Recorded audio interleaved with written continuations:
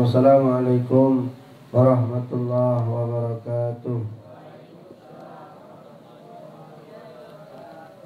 Allahumma salli wa sallim wa barik ala sayyidina Muhammad wa ala alihi walhamdulillahi rabbil alamin. Rabbi a'udzu bika min hamazati syayatin wa a'udzu bika rabbi yahdurun wa ba'du. Rabbi ishrah li sadri wa yassir li amri wa hlul 'uqdatam min lisani yafqahu qawli. Rabbi zidna ilman, Rabbi zidna ilman, Rabbi zidna ilman. Shadaqallahul azim. Bapak Ibu, sebelum mulai taklim, ada jemaah kita Syekh Enab saat ini sedang sakit. Kita doakan mudah-mudahan beliau diberikan sebaik-baik kesembuhan oleh Allah Subhanahu wa taala. Al-Haziniyah wa qul natul salihal Fatihah. A'udzubillahi minasyaitonir rajim. Baik Bapak Ibu yang dimuliakan oleh Allah, kita sudah belajar tentang bab tata cara bertayamum kemarin. Mungkin Bapak Ibu sudah ada yang mempraktekannya atau mungkin belum punya kesempatan. Nanti di saat memiliki kesempatan untuk bertayamum sesuai dengan syarat dan ketentuan yang kemarin saya sampaikan, maka silahkan untuk melaksanakan atau mempraktekkan ilmu tayamum yang sudah kita pelajari kemarin. Baik Bapak Ibu yang dimuliakan oleh Allah, kita akan melanjutkan kajian berikutnya dari kitab Bidayatul Hidayah karangan Syekh Imam Ghazali pada malam hari ini, yaitu bab di tata cara berangkat ke masjid. Terutama ini untuk bapak-bapak ya, untuk laki-laki ini. Jika engkau selesai dari bersuci, maka lakukanlah sholat sunat fajar 2 rakaat di rumahmu. Lakukan hal itu jika memang waktu fajar telah terbit, lalu segeralah menuju masjid untuk sholat berjamaah. Begitulah amalan yang sesuai dengan tindakan yang diajarkan oleh Rasulullah SAW. Ya. Jadi Bapak Ibu, diajarkan oleh Imam Al-Ghazali, jika engkau selesai dari bersuci, maka lakukan sholat sunat fajar 2 rakaat di rumahmu. Ini ulama beda pendapat soal sholat sunat fajar ini Bapak Ibu. Ada yang mengatakan sholat sunat fajar ini sholat sunat 2 rakaat sebelum sholat subuh. Ada yang mengatakan sebelum azan subuh.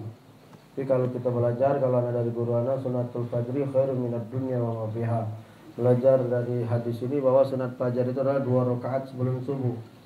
Dalilnya wa minal laili fatahajjat bihi nafilatan lak asa yab'asaka rabbuka maqama mahmuda. Wa minal laili aqimis salata liduluki samsi la ghasaqil laili wa qur'anal fajr. Inna qur'anal fajri kana masuda. Jadi itu ada kalimat fajar di situ ya. Sementara dalam Al-Qur'an itu fajar di situ adalah subuh.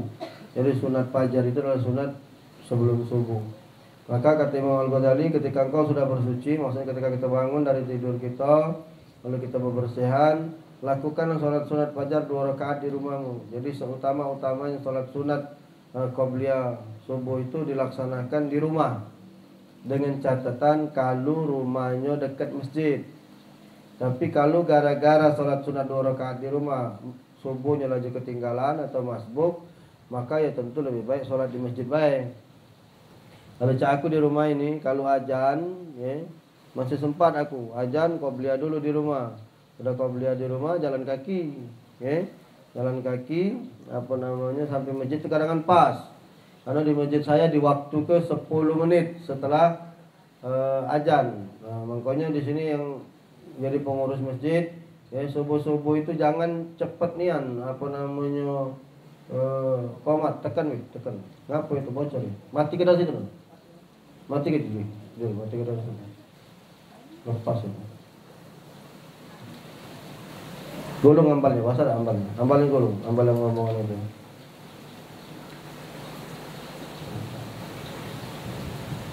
Jadi sunatul fajri khairum minad dunya wa ma fiha. Laksanakan salat sunat fajar di rumah 2 rakaat. Kenapa? Karena kata Rasulullah SAW, sunatul fajri khairum minad dunya wa ma fiha. Salat sunat fajar itu, salat sunat sebelum subuh itu 2 rakaat, lebih baik daripada dunia dengan seisi-isinya. Jadi dengan 2 rakaat kita laksanakan sebelum subuh itu ya, bahwa kamu ini sudah memiliki dunia ini lengkap dengan seisi-isinya. Jadi nak nurutkannya kita ini tidak kata yang buntu sebenarnya ya.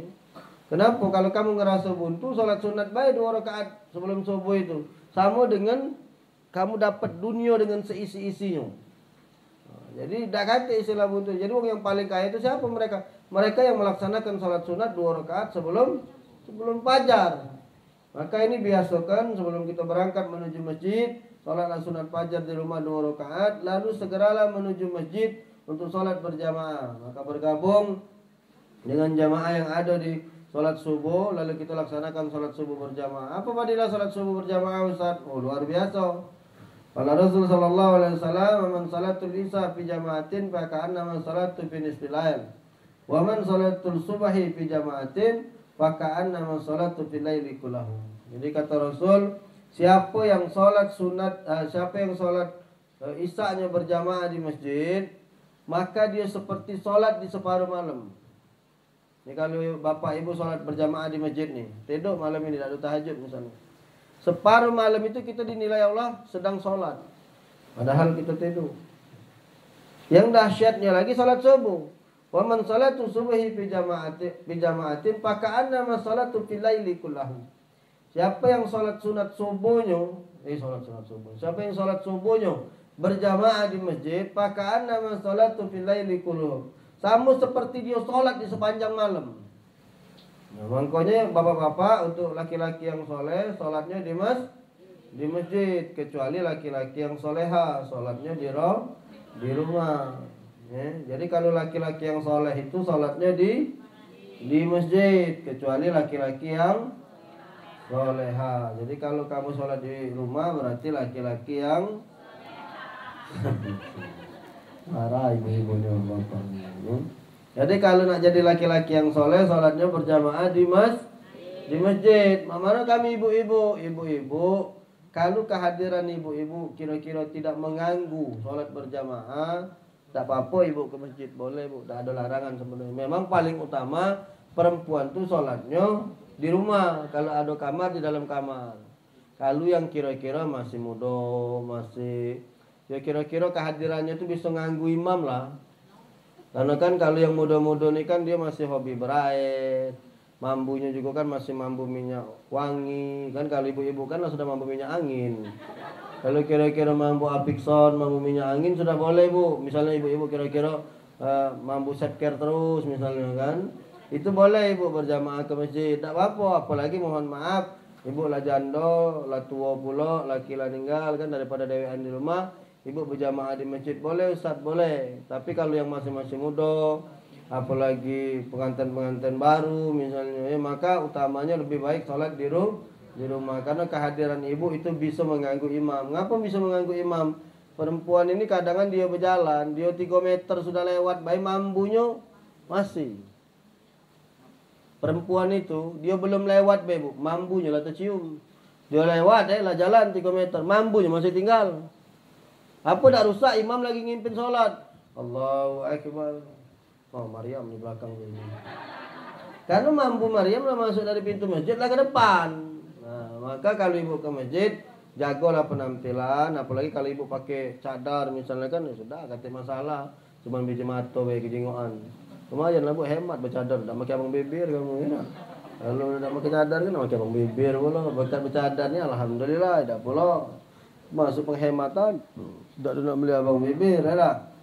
Jadi ibu-ibu utamanya sholat di dalam kamar. Tapi kalau ibu-ibu nak pengen sholat berjamaah di masjid, boleh, silahkan, tidak apa-apa ya. Jadi sholat sunat dulu 2 rakaat, lalu laksanakan sholat subuh. Kalau ibu bisa ya, jangan tinggalkan masjid, atau bapak bisa jangan tinggalkan sampai matahari terbit bu. Ngapa gawe kita baca Quran, atau baca maulid, atau berzikir setelah matahari terbit keluar, setelah matahari keluar atau waktu syuruk datang. Ibu sholat, bapak sholat sunat 2 rakaat. Itu kata Rasulullah sama pahalun seperti berhaji denganku. Tamma, sempurna. Jadi kalau bisa ambil amalan ini luar biasa. Makanya kalau bulan Ramadan ibu-ibu rata-rata pergi haji terus setiap hari. Ngapa? Karena kalau bulan Ramadan ibu-ibu biasanya habis subuh ada tadarus, baca Quran. Ibu jangan keluar dulu sampai matahari keluar. Ibu sholat sunat 2 rakaat baru tinggal ke masjid. Itu sama seperti berhaji denganku kata Rasul. Tamma, sempurna. Itu keutamaannya bu. Ya, bapak, keutamaannya. Jangan kaget aku ngomong macam ini langsung balik muat kartu nama pula. Haja Maryam.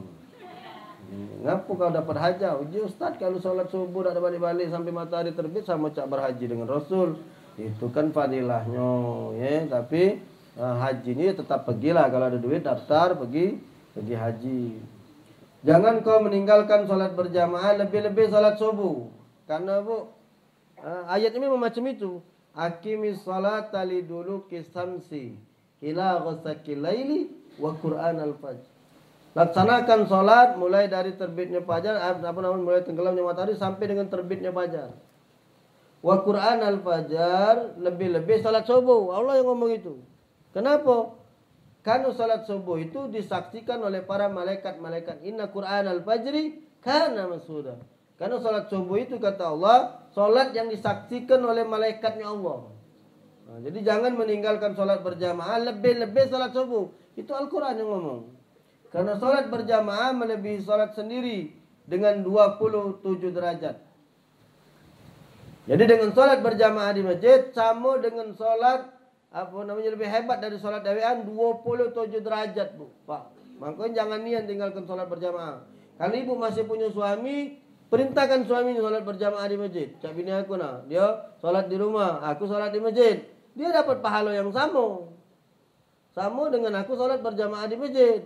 Dapat padilahnya. Maka ibu-ibu kalau ada suaminya belum bangun, bangun nih. Bila perlu beri semprotan borong itu yang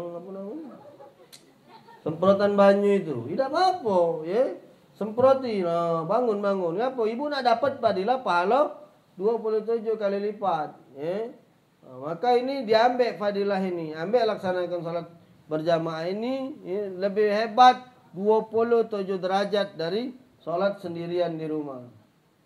Jika engkau meremehkan keuntungan yang seperti ini, maka tidak ada manfaat yang kau menuntut ilmu.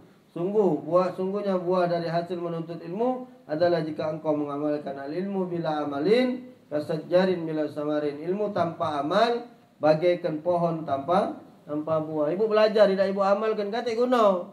Apa dia guna kamu belajar di sini?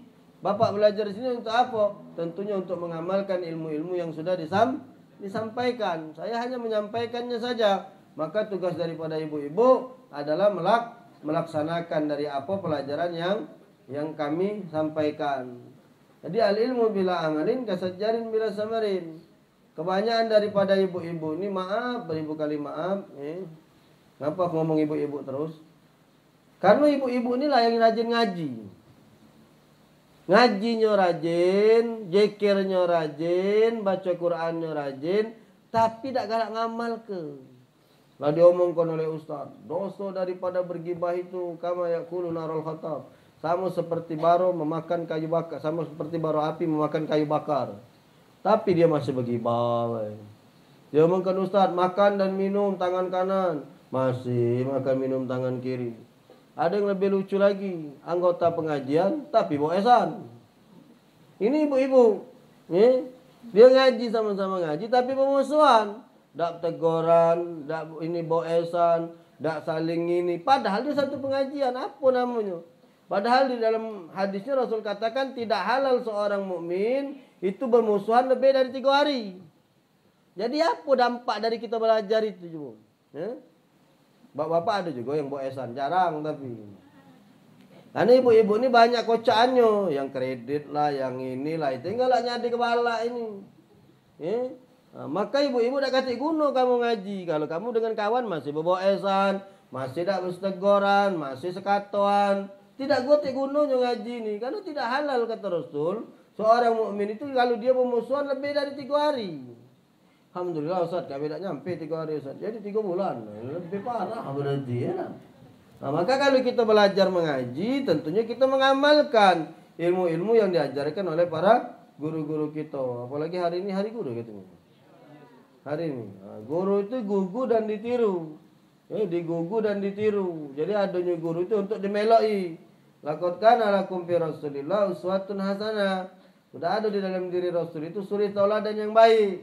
Rasul tak kata lagi sekarang, tapi Rasul katakan al-ulama warasatul anbiya. Ulama itu pewaris para nabi. Berarti Rasul tak tinggal kewarisan kecuali ninggalkan ulama. Maka ulama-ulama itu siapa? Ulama itu alim. Ulama itu orang yang berilmu. Orang yang berilmu itu namanya ulama. Mereka adalah pewaris nabi. Maka sebaik-baik kita contohlah para ulama-ulama kita di dalam meneladani sikap Rasulullah SAW. Jika engkau berjalan menuju masjid, maka berjalanlah dengan tenang, khusyuk dan jangan tergesa-gesa. Jadi kalau bapak melangkah ke masjid, santai, jangan tergesa-gesa. Kecuali kejar anjing. Kejar anjing berbis tuh gua melari rasanya. Jalan santai dengan khusyuk dan jangan tergesa-gesa. Ada doa yang diajarkan oleh Imam Al-Ghazali dalam perjalanan menuju masjid. Allahumma inni as'aluka bihaqqi sa'ilina alaika wa bihaqqi raghibina ilaika wa bihaqqi man saya hadza ilaika fa inni lam akhruj asran wala bataran wala riya'an wala sum'atan bal haradtu ittaqa'a sakhatika wa ibtigha'a mardatik wa as'aluka an tunkidani minan nari wa an taghfira li dhunubi fa innahu la yaghfiru dhunuba illa anta. Ya Allah, sungguh aku meminta kepadamu demi kedudukan para peminta kepadamu, demi kebesaran para pencintamu, dan demi jalanku saat menuju kepadamu. Sungguh aku tidak keluar karena sombong, berniat jahat untuk riya atau pamer. Aku keluar karena takut dari murkamu dan mencari ridhamu. Maka aku mohon selamatkan aku dari neraka dan ampunilah segala dosaku, karena tiada yang dapat mengampuni segala dosa kecuali Engkau. Itulah doa yang dibaca ketika kita berjalan menuju masjid. Kalau ini setiap hari kita lakukan, maka setiap hari kita diiringi dengan doa yang baik, maka insya Allah kehidupan kita hari itu akan dijaga oleh Allah Subhanahu wa Ta'ala. Mudah-mudahan Bapak Ibu para jamaah mengamalkan tentang pelajaran tata cara ke masjid ini, paling tidak minimal mulai subuh nanti. Mulai subuh nanti praktekkan apa yang diajarkan oleh Imam Al-Ghazali. Baik, sampai di sini mungkin ada yang ingin bertanya. Waktu dan tempat kami persilahkan. Assalamualaikum, Tad. Waalaikumsalam. Dan nanya soal sholat sunnah sebelum subuh tadi.